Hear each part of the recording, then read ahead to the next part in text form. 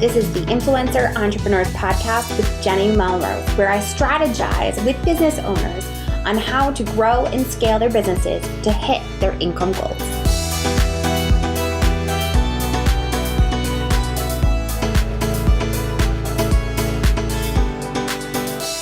This is episode 275 of the Influencer Entrepreneurs Podcast with Jenny Melrose. Today, I am speaking with Amanda Warfield, and we are diving into content plan versus strategy and which you should focus on. You're going to find that I was actually kind of surprised by Amanda's answer, and she delivered it perfectly. Now, before you jump into this episode, I want to make sure that if you haven't already grabbed my email list guide, that you can make sure that you do so. Just send me a DM on Instagram at Jenny_Melrose, and I will send that directly to you. You're going to hear how important your email is. So I want to make sure that if you haven't already grabbed that you do. Also, I am still offering my content plan audit. Many of you have already done so, but all you have to do is leave a rating or review on your favorite podcasting app. Send me a screenshot via Instagram DM at Jenny_Melrose, and I'm going to do a content marketing audit of your social media accounts and website for free. So make sure if you haven't already taken advantage of that, you do so. Just send me that DM with the screenshot saying, here is my rating and review for my content audit. All right, you guys, let's dive in. Hi, Amanda. Welcome to the podcast. Hi, Jenny. Thank you so much for having me. I have been really looking forward to this. Me too. I am as well. So will you start off by introducing yourself and your business to my audience? Absolutely. Hi, friends. I am Amanda Warfield. I am a content marketing strategist, and my whole goal is to help you simplify your content creation process so that you can put out consistent, strategic content that isn't going to take up all of your time. I imagine that a lot of the listeners are at that place where they're spending all of their time blogging, right? They're working on the blog, they're updating their blogs, they're doing all of this, but they don't have time to do those things like adding in one-to-one services or adding in digital products because they're spending all of their time on their blog. And so often when we start a blog, we think our blog is going to be our business, but in reality, our blog is just marketing for the business that we're creating. So my goal is to help y'all get to that place where you are no longer allowing content marketing to take up all of your time, and it becomes a source for you to bring in more clients without being the only thing that you do. So perfect and so needed, because I do feel one of the biggest things I hear from clients is that they're overwhelmed, right? They just feel like so many plates are spinning, they're bound to drop something, can't keep up. So I know that this is going to be a really important conversation. So let's start off with a question about what is the purpose of a content plan? Okay, so a content plan and a content strategy are often used interchangeably in the marketing space, but they're not the same at all. Perfect. A content plan is just you sitting down and saying, I'm going to post this thing on this day in this place. I'm going to write this blog post and it's going to have this topic, and I'm going to put that on my website, and I'm going to create this Instagram reel, and this is going to be the topic, and I'm posting it on this date.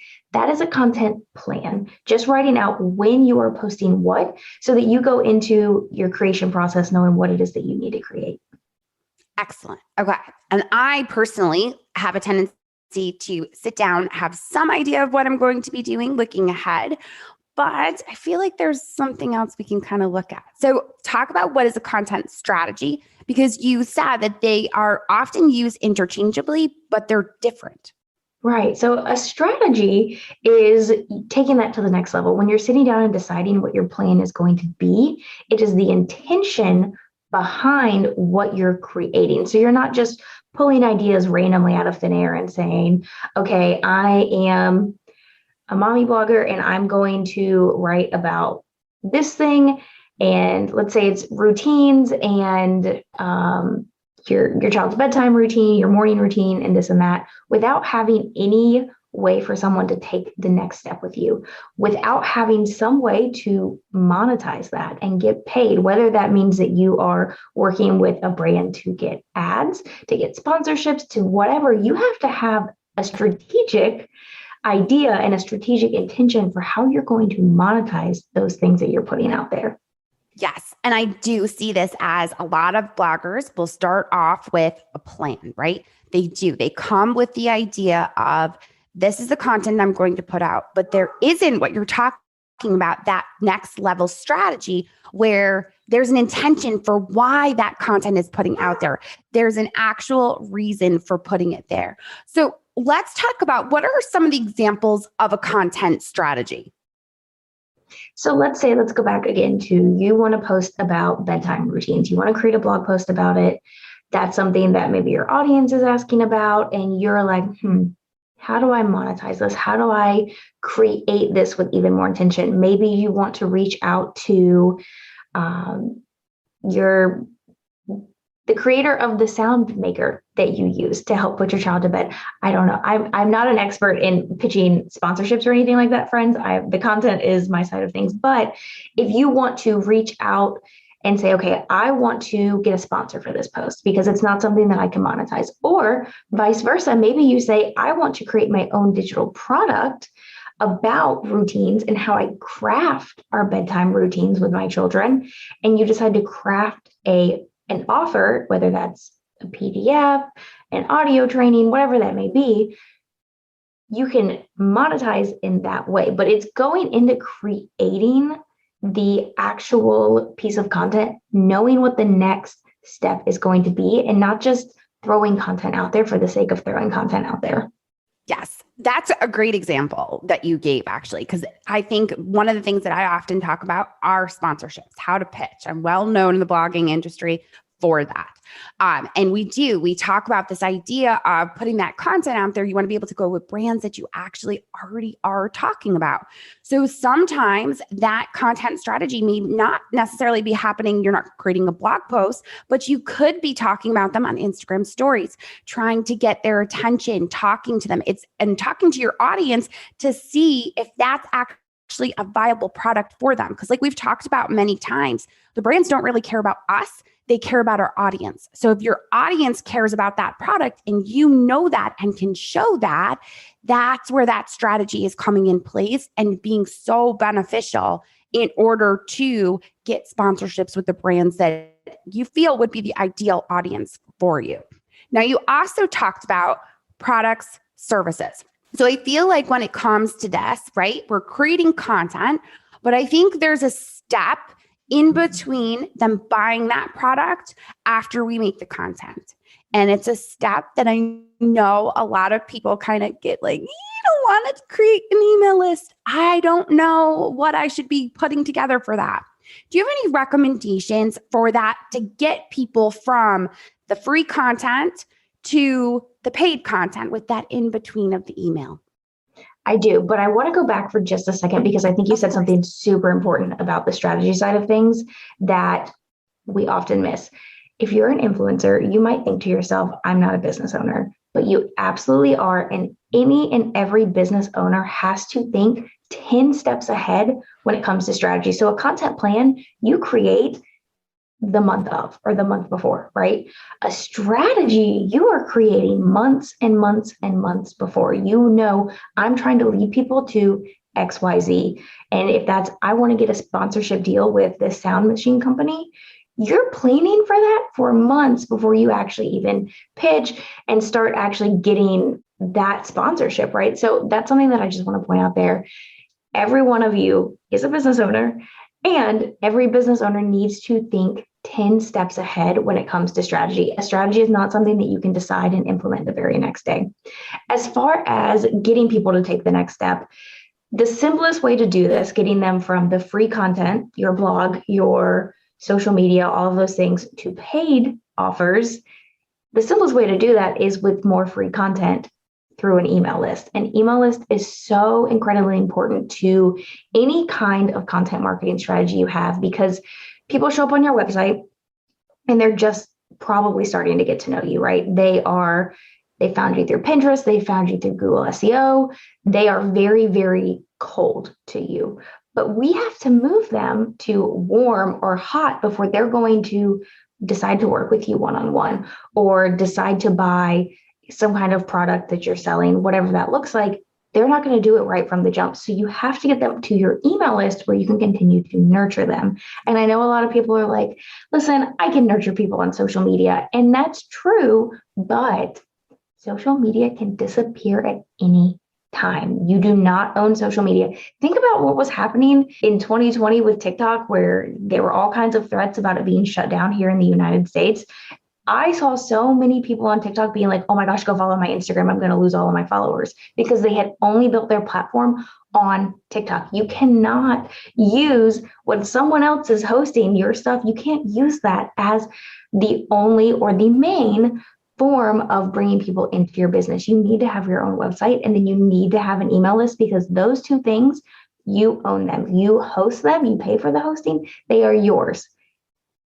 YouTube, not yours, guys. YouTube owns your stuff.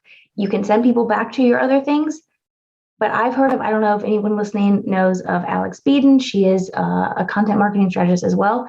Her YouTube channel that had hundreds of thousands of subscribers disappeared overnight, and it was just gone.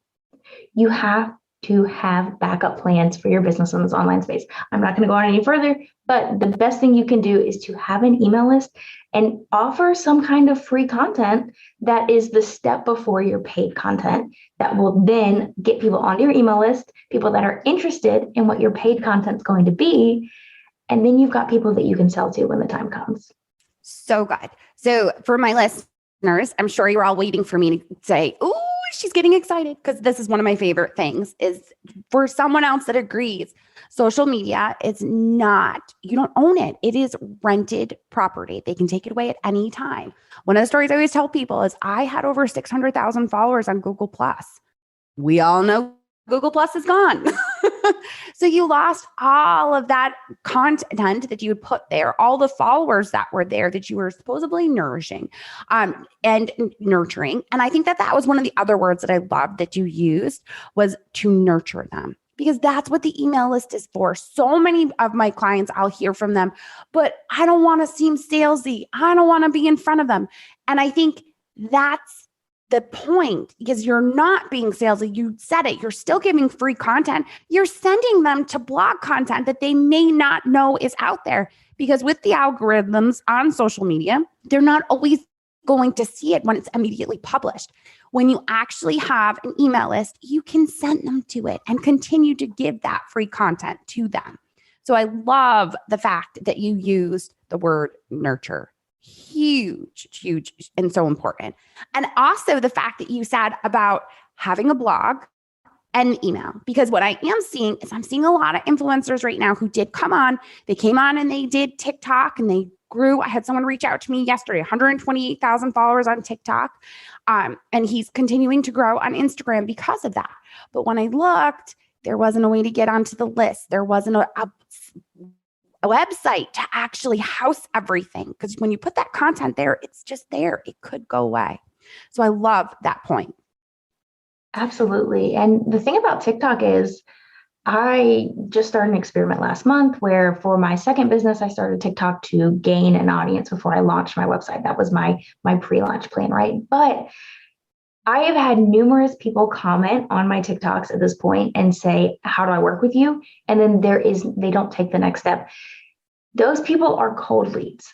If they decide to come work with me, great. But it is so hard to get someone off of their platform that they're enjoying when they're on social media, because when you're on social media, you're there to relax, right? We get on social media so that we can scroll and binge watch whatever it is that we're looking to binge watch and just kind of step out of reality for a minute. It is going to be really hard to move people from TikTok, from Instagram, from Twitter, from Facebook over to your blog and whatnot, which is why you have to constantly be promoting it. Like you said, you see such a small portion. If you are not constantly trying to push those people, those numbers over there really don't matter. They really don't.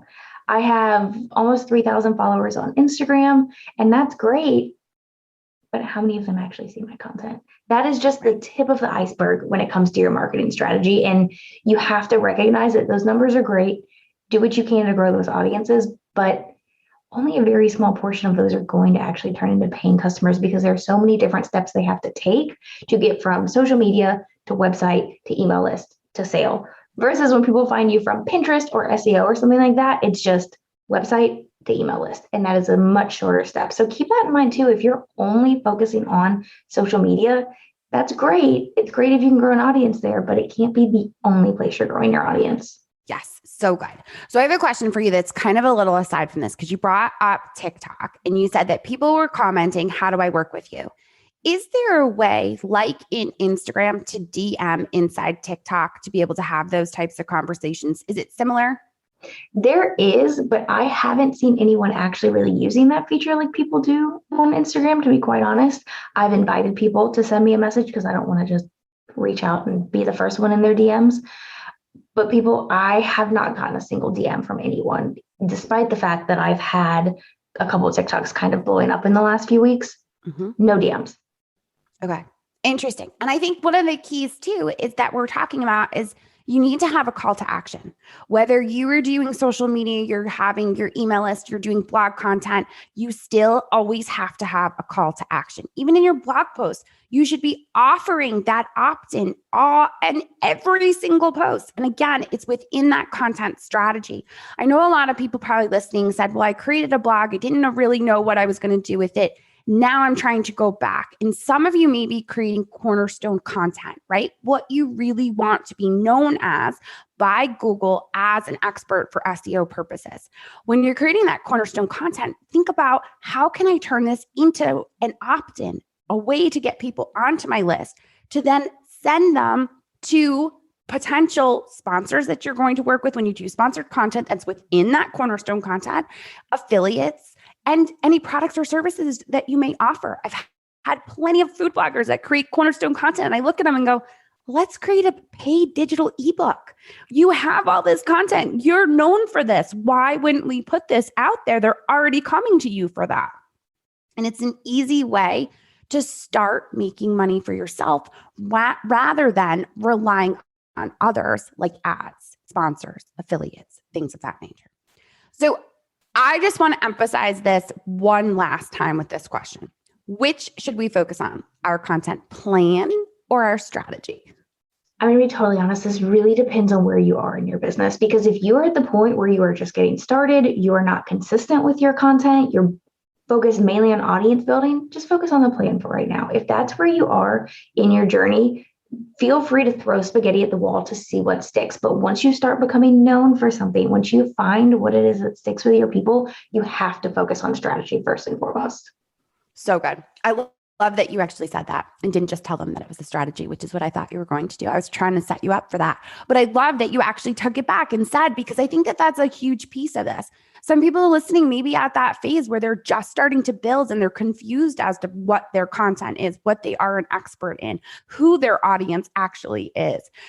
So I think that it's important that we talk about giving yourself some grace, figuring out your path to then be able to move forward. So good.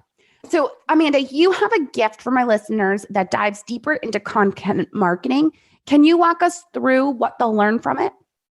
Yeah, absolutely. So it is the first initial training in my overarching membership. It's totally free. You will not be put into a 7-day free trial or anything like that. It's absolutely free, but it is the basics of content marketing. And it is just the very basic steps of what you need to know to get started with your content marketing and your content marketing creation process. So highly recommend that you guys go check that out. If you head to amandawarfield.com/IFP. Yes, that's right. And we always, my listeners know that they can always send me a DM on Instagram at Jenny_Melrose and just tell me that you were looking for the content marketing. I don't know why I'm having trouble with that word today. Content marketing video training from Amanda. And I will send it directly to you so that you don't have to worry about trying to go back to the show notes to find the link. We'll make it as simple as possible. Where else can we connect with you? Where are the best places, Amanda? I think probably Instagram if we're talking as far as getting to know me better. Head over to Instagram. I'm at Mrs. Amanda Warfield, but also you can check out my podcast, Chasing Simple, where I share all about simplified marketing strategies and simplifying your business in general. Highly recommend. I also just before we close want to double back on giving everyone permission to really see your business as an experiment. One of the biggest mistakes I made when I first got started, I said, I'm going to start a blog and the blog is my business. And I felt so much pressure to figure out immediately what my niche was, what I was going to sell, all of these different things. And I wasted a lot of time because I did not give myself that freedom and flexibility and that permission to truly just throw spaghetti at the wall. So if that's where you are in your business, don't feel bad about it. Don't feel like you're behind. You're exactly where you need to be. And it is okay to just see what sticks, build that audience and see what sticks. So good. I definitely have found that with clients when working with them. They'll come to me and say, I've had this blog for 5 years. It's not making any money. I'm all over the place. How do I? And that's where we do. We need to take a step back and kind of put those foundational pieces back in to see what it is that you really are passionate about and want to be able to talk about and create that content for. And then also what your audience is already starting to see you as an expert in. So I love that you added that, Amanda. Amanda, thank you so much for taking the time to speak with me today. I appreciate it so much. Absolutely. Thank you so much for having me. I really enjoyed this conversation. All right. Well, there you have it. Clearly, I was surprised by Amanda's answer, but it was just such a great conversation. We agreed on so many different things. And I know many of you that have worked with me probably knew I was wiggling in my chair as she was talking about the fact that social media is not something that you own and cannot build your entire business. I'm hoping you have taken the opportunity to hop over to the show notes and grab Amanda's free training that she is offering. If you haven't, just send me a DM on Instagram at Jenny_Melrose. Tell me that you want that content marketing training from Amanda, as well as make sure you grab the email list guide. And if you haven't left a rating or review yet, why not? I'm giving you a content marketing audit for free if you do so. Just send me a screenshot of your rating and review on your podcasting app on my Instagram DMs at Jenny_Melrose and tell me that you have done it and are looking for your content marketing audit. All right, you guys, until next time, I will see you all then.